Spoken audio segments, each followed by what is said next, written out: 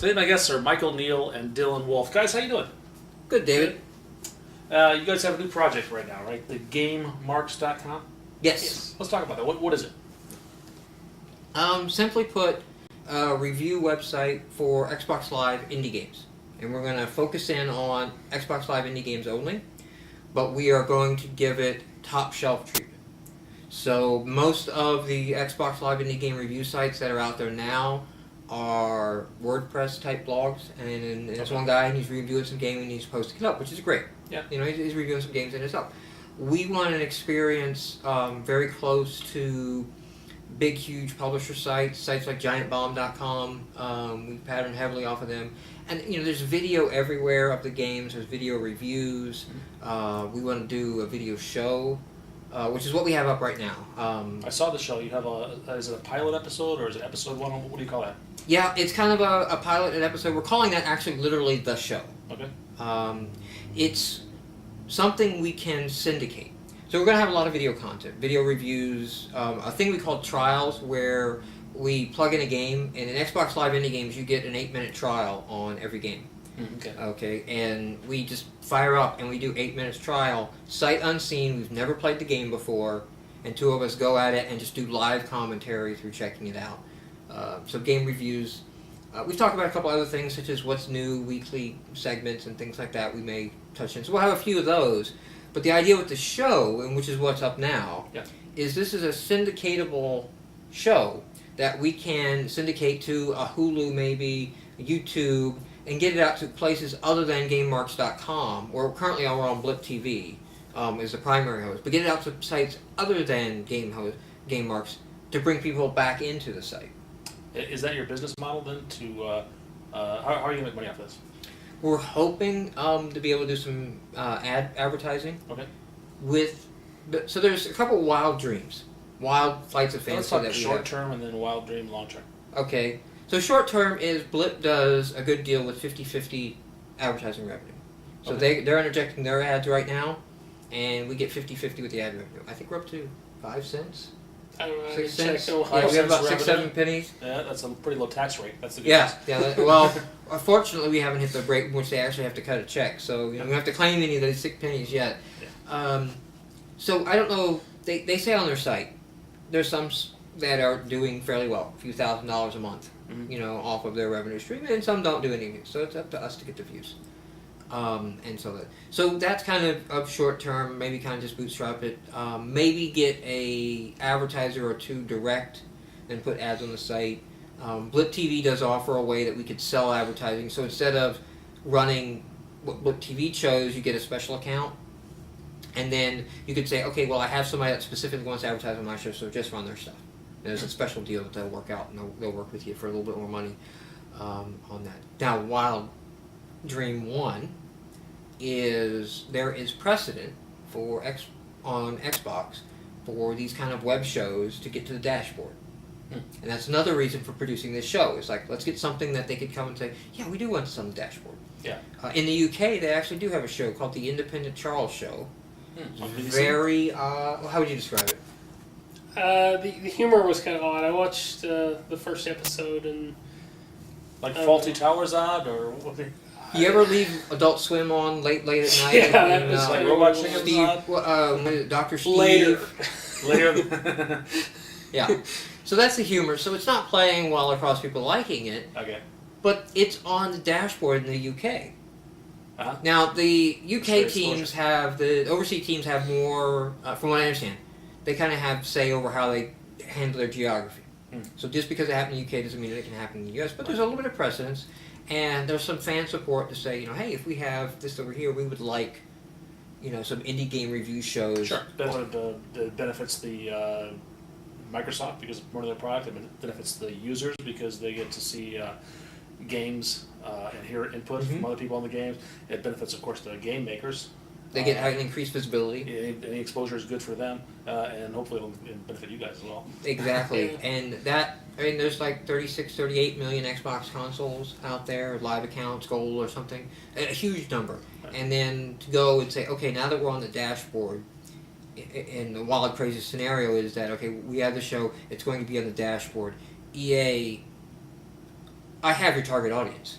Mm-hmm. They're on the Xbox console already. They're already fans of the platform. You know, they're fans of the platform. This is where you want to be, and you know that can become kind of the idea would be the beautiful is that becomes not like wild rich cash out, becomes a day job. You know, we can maintain the site, do it the day job, and we continue writing Xbox indie games because we have our own game that we did, Inca Blocks, a while back. You know, rest in peace there. Is they retired? Well, that was really a lot of the reason we pursued this is you get about 2 weeks there on the dashboard for new releases, and then you're gone. Oh, I see. Much. All right, so your window of really hitting the sweet spot is passed. Yeah, so And that's not really even a good chunk of why Inca Blocks didn't do well. There's a lot of things we could have done better right. on that. But we realize it's not a very diverse audience because it's people who will. It's very buried in the Xbox console to get to the menu for indie games. I see. And so you need somebody who's on the console a lot who would have a moment just like, oh, I'm just kind of sitting back and flipping through. Just trying different games. And like, oh, what's this indie? Let me take a look in here. And those tend to be your Modern Warfare players, you know, your guys that are heavy, hardcore gamers. And we had a puzzle game. Oh, I see. You know, we would have been better on the Wii or something like that. Right.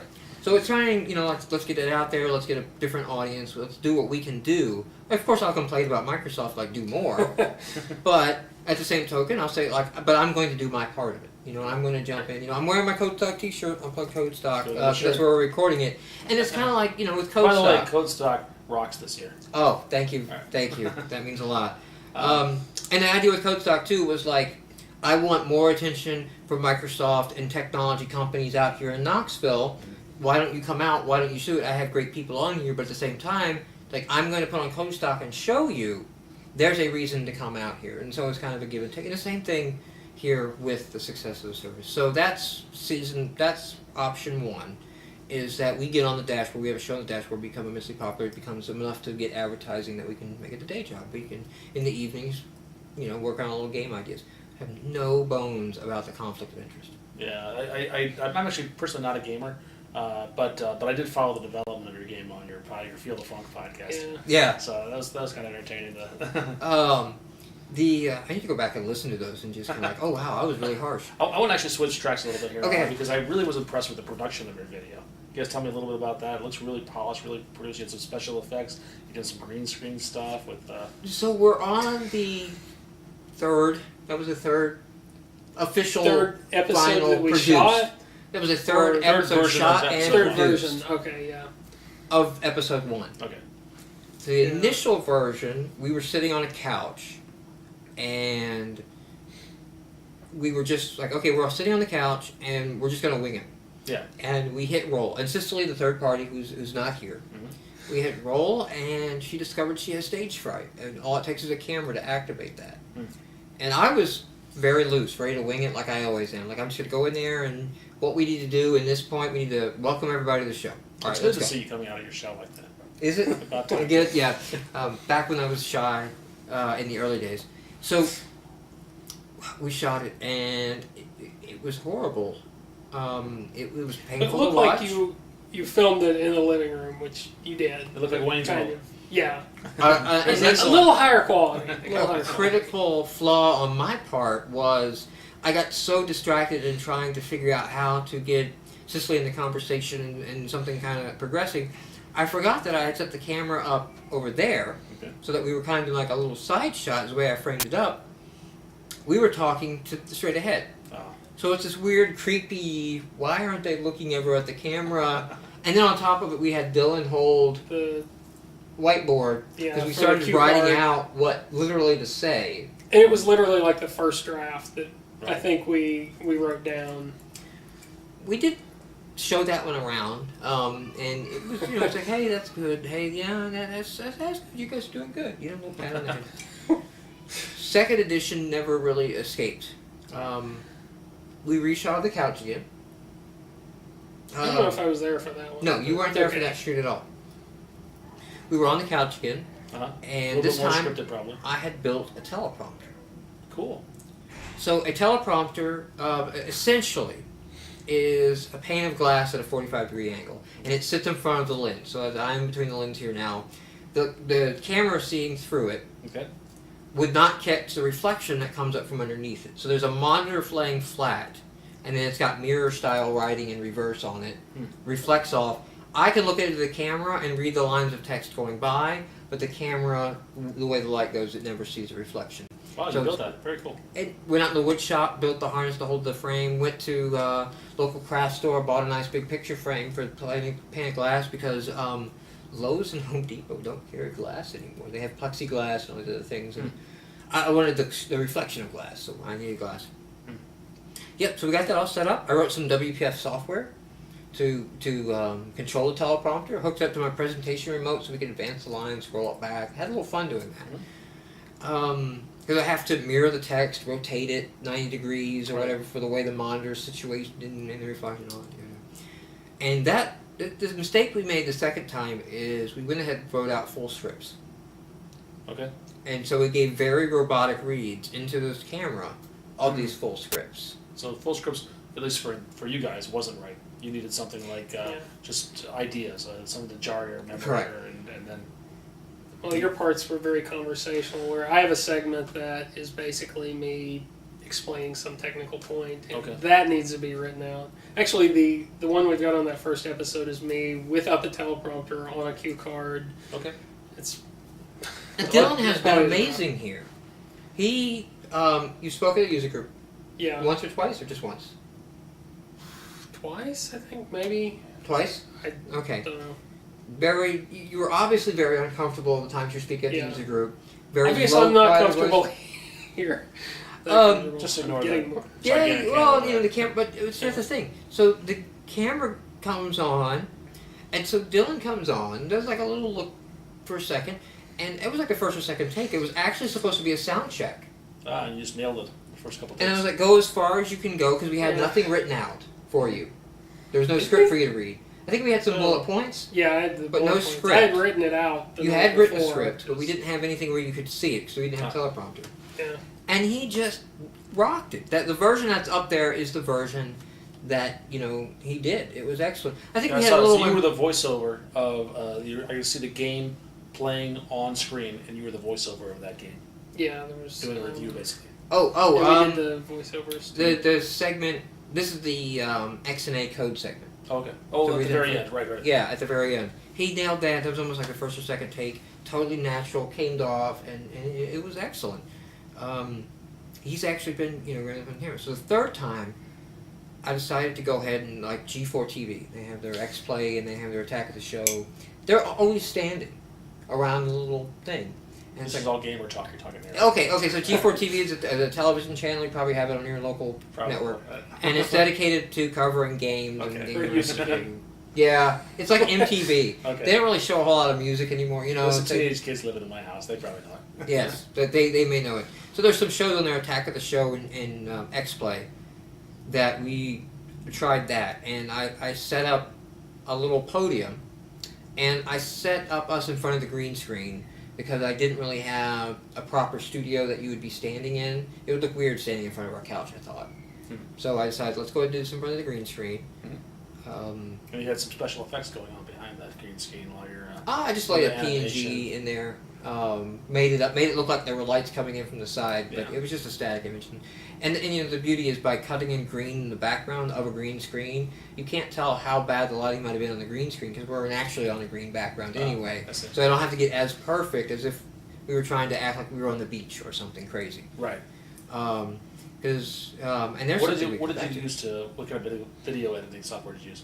We're using Premiere Elements. That's You were what I using the same thing that you use. It's like $70, I think. I bought a bundle with Photoshop Elements. Photoshop Elements? Elements. Like $100. Yeah. It's for what it gives you. It's excellent.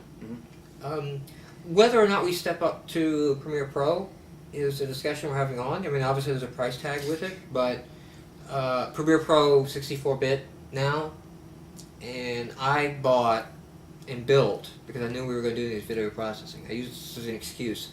I built an iCore 7, 12 gigabytes of RAM, solid state hard drive, desktop beast.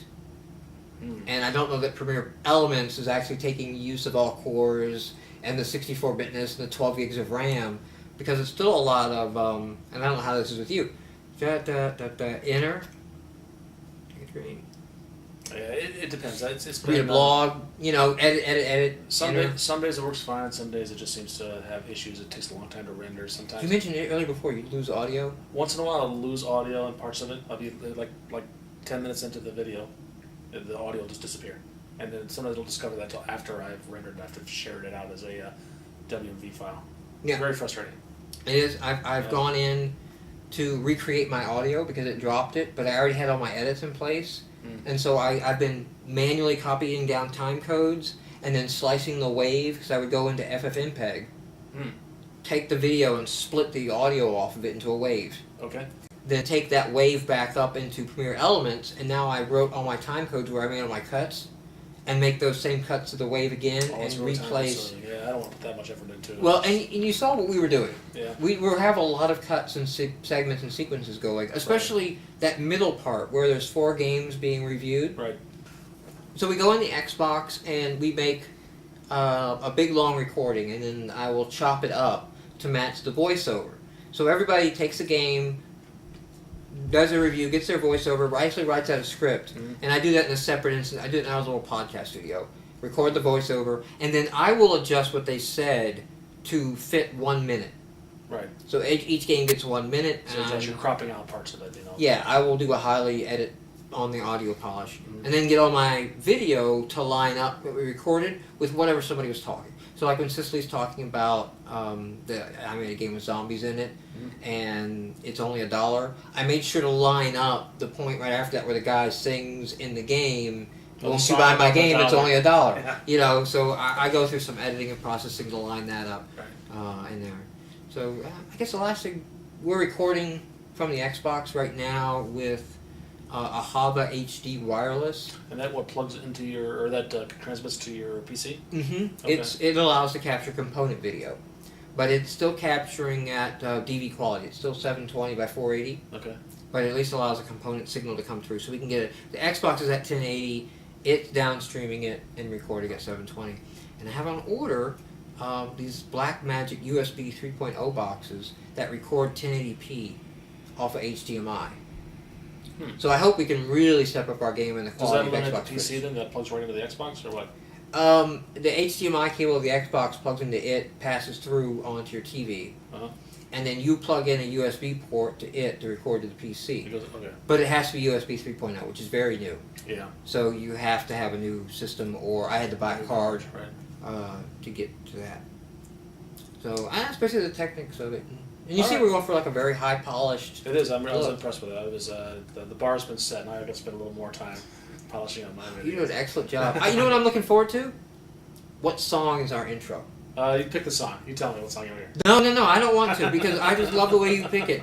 And then, I think last time I was on, we were doing Coat Stock. Yeah, You had Woodstock. You had Woodstock playing on there. And then I think right after that, you interviewed Brian Prince.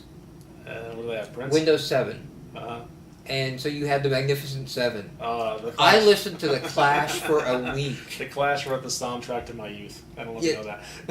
I just The Clash is awesome, and rediscovered that entire catalog again. So it's GameMarx.com? Yes, it's GameMarx with an X, MARX.com, and it's another one of my like vinyl, another double play words where it's marks like ratings, like check marks on games because we're rating games, but also as a nod towards Marxism. And our tagline is where gamers control the means of production. From the Communist Manifesto. Got it. Yeah. So vinyl.com is... Vinyl.com is mine. Dylan, do you have an online presence? DylanWolf.com. Okay. What else find on there? Not much. I haven't really been blogging that much. I Okay. put it up and... This pressure's on now. The 10,000 people that watch my show every week are going to go to that site. Might be up to 11,000 now. Guys, thanks a lot. I really appreciate it. Thanks. Good luck Thanks with the for having us project. on. Great Okay. job.